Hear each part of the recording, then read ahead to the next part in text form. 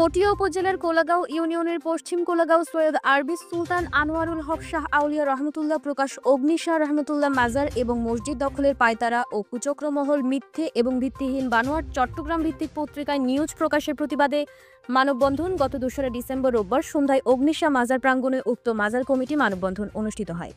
এই সময় উপস্থিত মাজার কমিটির নেতৃবৃন্দরা বলেন,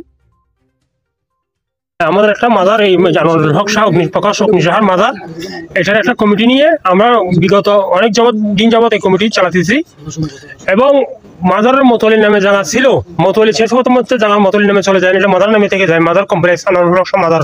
তো আজকে আমরা সবাই সংবদ্ধ হয়েছি, একতাবদ্ধ হয়েছি এই আনোয়ার শাহ মাজারের আনোয়ার শাহ হক রক্ষা করার স্বার্থে, আনোয়ার শাহ মাজার কমপ্লেক্স ভবনটা রক্ষা করার স্বার্থে এই মাজারের যে সামনে সম্পত্তি রয়েছে কিছু স্বার্থনষ্ট নহল মানুষ সেগুলি বুক দখলে লিপ্ত আছে। এটা নিয়ে অভিযোগ হয়েছে, কিন্তু পাল্টাপাল্টি অভিযোগ তো দিচ্ছে এরা, কিন্তু আমরা তো অভিযোগ আমরা কোনো স্বার্থনষ্ট মহলের পক্ষে আমরা যাবো না। আমরা আল্লাহ রসুলের পক্ষে আছি, আমরা অলি আল্লাহর পক্ষে আছি, আমরা অলি আল্লাহ পক্ষে মানুষ, আমরা আল্লাহ রসুলের পক্ষে মানুষ। কালকে দৈনিক চট্টগ্রাম মঞ্চে নাকি এর মধ্যে বিজ্ঞপ্তি হয়েছে, এর মধ্যে আপনার পাঠাইছে, এখানে এরা মতলি দিচ্ছে, এরা এটার এগুলি তো আমরা মানি না। আমি কোলাগাঁও পটিয়া থানার অন্তর্গত কোলাগাঁও গ্রামের হযরত আনোয়ারুল হক শাহ মাজার পরিচালনা কমিটির একজন উপদেষ্টা। আমার নাম মোহাম্মদ নুরুল আলম। না, আমরা থানাতে একটা অভিযোগ করছি। আমাদের এই জায়গাটা কাগজপত্র দেখে আমরা অন্যায় না, আমরা বলতেছি আমাদের কাগজপত্র সব কিছু ওকে, নামজারি সহ ওকে, দলিল ওকে, আমরা আমাদের দলিল অনুযায়ী ডকুমেন্ট অনুযায়ী আমরা আমাদের মাজারের সাথে এ ওয়ারিশ কোনো ওয়ারিশ নাই। এটা আরব স্থানের আরব দেশ থেকে আসছে। আমরা সেবা করছি, আমরা এলাকা মিলিয়ে এখানে যারা এখন যারা এখন বিরোধী করতেছে তারা আগেই মাজারের ভক্ত ছিল, বর্তমান তারা মাজার মানে না। এই দুইটা দ্বন্দ্ব হয়ে গেছে 15-20 বছরের মধ্যে ওরা মাজার কিন্তু স্বীকার করে না, ওই আল্লাহ স্বীকার করে না, সেই জন্য একটা দ্বন্দ্ব হয়েছে, নাহলে আর কোনো কিছু না। আসলে জনসাধারণ ছিল এলাকার সর্বসাধারণ কোলাগাঁও এই ইউনিয়নের গ্রামে সর্বসাধারণ মানুষ দিন রাত পরিশ্রম করে এখানে মাটি কাটে এটা এগুলো যে সামনে মাঠ আছে, মাঠটা কি করছিল, ভরাট করছিল।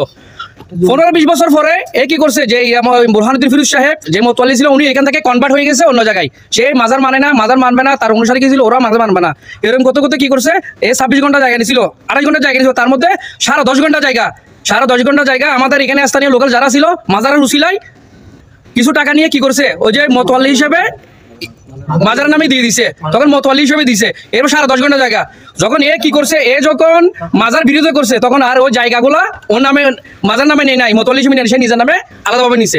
এখন এই সামনে হচ্ছে আমাদের 12 ডিসেম্বর বাজার উরুস শরীফ উদযাপিত হবে। এখন আমাদের মূল বক্তব্য হচ্ছে এটা, যে মাজারের সামনে যে জায়গাটা আছে এটা হচ্ছে 10.5 ঘন্টা জায়গা মাজারের নামে খতিয়ানভুক্ত, নামজারিভুক্ত করা আছে।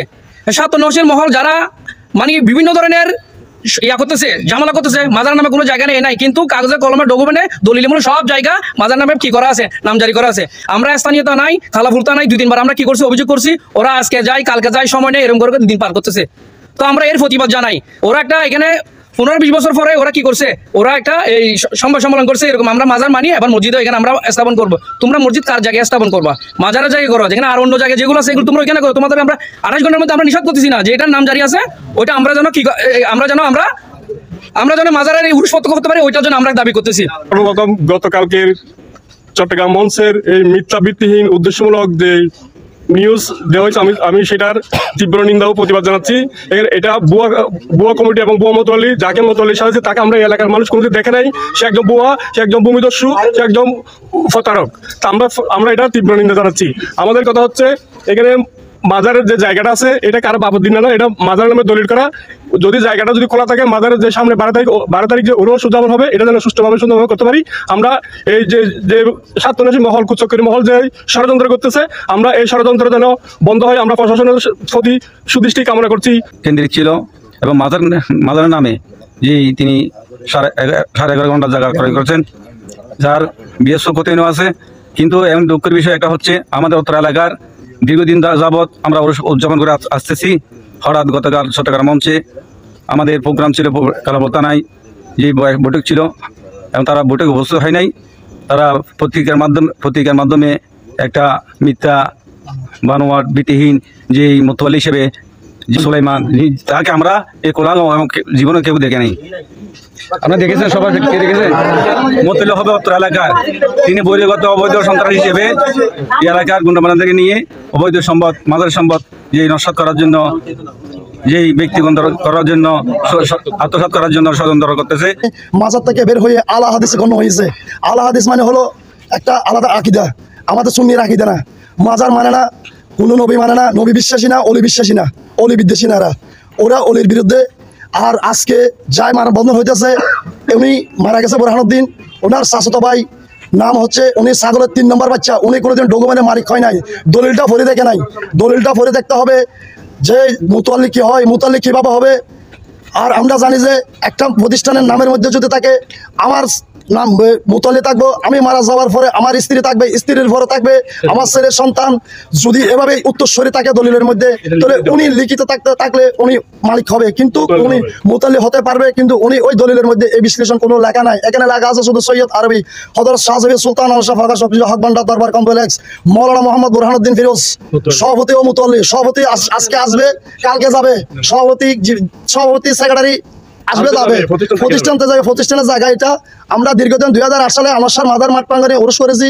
2009 সালে আমাদের সাথে একটা ঝামেলা হয়েছিল। ঝামেলা হওয়ার পরে বলছে এটা বুরহানুদ্দিনের জায়গা, ডকুমেন্ট না। আমার তো কোনো ডকুমেন্ট ছিল না, ডকুমেন্ট নাই বিদায় আমি কোনোদিন কারোর সাথে বাড়াবাড়িতে যাই নাই। যখন আমি ডকুমেন্ট পাইছি, ডকুমেন্ট পাওয়ার পরে আমি কি করলাম, আনোয়ার শাহ নামে যে দলিলটা আছে ওই দলিল মতে আমি নাম জারি করছি। বর্তমান খাজনা, সরকারি খাজনা করদাতা সহ দেওয়া এই আনোয়ার শাহ মাজারের দলিলভুক্ত কতিনভুক্ত জায়গা। ওই জায়গা ওরা ছাত্র যাচ্ছে না। একটা মহল আমার নামে বানোয়াট ভিত্তিহীন ছাঁদাবাজ বলে আমার নামে ফেভারে ভিত্তি চট্টগ্রাম মঞ্চে বিবৃতি দিচ্ছে। এটা হচ্ছে মসজিদ কমপ্লেক্স। মসজিদের জায়গা এক জিনিস, মাজারের জায়গা এক জিনিস। মাজারের জায়গা মসজিদে দেওয়া যাবে না, মসজিদের জায়গা মাজারে দেওয়া যাবে না। কারণ দুইটা প্রতিষ্ঠান, দুইটার নামে ভিন্ন, আলাদা আলাদা। এদের সাথে আমাদের কোনো আকিদারও মিল নাই। এরা মাজার মানে না, অলি বিশ্বাসী না।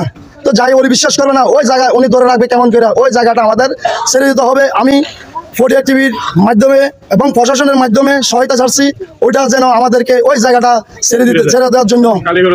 কারিগরে ডিসেম্বরের 12 তারিখ আমাদের হযরত শাহজাবি সুলতান আল-শাহ আউলিয়া রহমতুল্লাহ আলাইহির বার্ষিক উরুস শরীফ ও উরুস শরীফ যেন আমরা এখানে করতে পারি আশা করি। আমি ব্যক্তি সেকেন্ডার দরবার কমপ্লেক্সের হযরত শাহজাবি সুলতান আল-শাহ রহমতুল্লাহ আলাইহির পরিচালনা কমিটির সভাপতি খুরশেদ আলম এবং সাধারণ সম্পাদক শাহনওয়াজ, আমরা দুজন। এই বিষয়ে পটিয়া থানার কোলাগাঁও ইউনিয়নের 3 নং ওয়ার্ডের এরশাদ আলী বাড়ির মৃত মোহাম্মদ ইদ্রিস মিয়ার ছেলে খুরশেদ আলম বাদী হয়ে কোলাগাঁও ইউনিয়নের 3 নং ওয়ার্ডের পরান আলী বাড়ির মৃত শাহ আলমের ছেলে নুরুল আলমের নামে একটি অভিযোগ দায়ের করেন। অভিযোগ সূত্রে জানা গেছে, নুরুল আলম উচ্ছৃঙ্খল, অত্যাচারী এবং পরধন লোভী প্রকৃতির লোক। নিম্ন তফসিলভুক্ত জায়গার উপরোক্ত মাজারের রেজিস্ট্রিকৃত করল।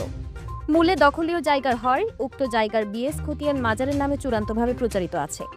তাছাড়া উক্ত জায়গার সরকারি যাবতীয় কর খাজনাদি মাজারের নামে পরিশোধিত হয়।